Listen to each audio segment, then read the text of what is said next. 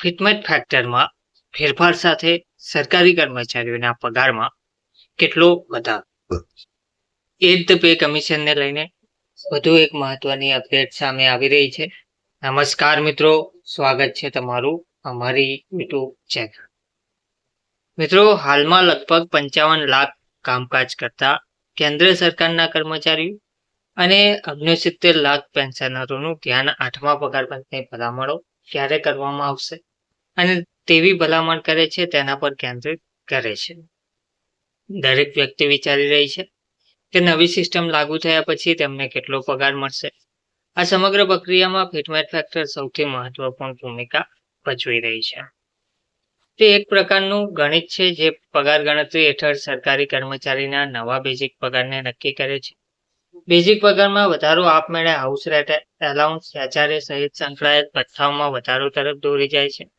હાલમાં 8મો પગાર પંચ તમામ હિસ્સેદારો સાથે પરામર્શ કરી રહ્યું છે. ફિટમેટ ફેક્ટર એ પગારનો આધાર છે. મૂળભૂત પગાર કેવી રીતે બદલાશે તે આપણે વિગતવાર જોઈએ. વિવિધ કર્મચારી યુનિયનો 2 થી 5 ગણા ફિટમેટ ફેક્ટરની માંગ કરી રહ્યા છે. તે દરમિયાન સરકાર વધેલા પગાર, પેન્શન અને બાકી રકમનો બોજ સહન કરવાની તેની નાણાકીય ક્ષમતાનું મૂલ્યાંકન કરી રહી છે. અંતિમ નિર્ણય ના આવે ત્યાં સુધી આપણે વિવિધ સંભવિત પરિસ્થિતિઓ જોઈને મૂળભૂત પગારમાં સંભવિત ફેરફારો સમજી શકીએ છીએ.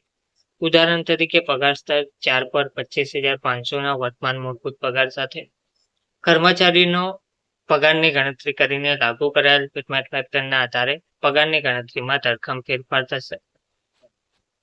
2 ગુણ્યા ફિટમેટ ફેક્ટર સુધારેલ મૂળભૂત પગાર દર મહિને ₹51,000 થશે. 2.5 ગુણ્યા ફિટમેટ ફેક્ટર મૂળ પગાર વધીને ₹63,750 થશે અને 3 નું ફિટમેટ ફેક્ટર હશે તો આ આંકડો દર મહિને 76,500 સુધી પહોંચી જશે. આ આંકડા હાલમાં સૂચક છે. અંતિમ વધારો કમિશનની ભલામણો અને સરકારની અનુગામી મંજૂરી પર આધાર રાખે છે.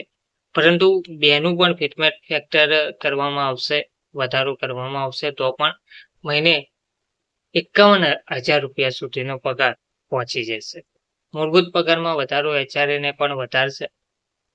પગાર માળખામાં મૂળ પગારની સાથે ભથ્થા પણ મહત્વપૂર્ણ ભૂમિકા ભજવે છે.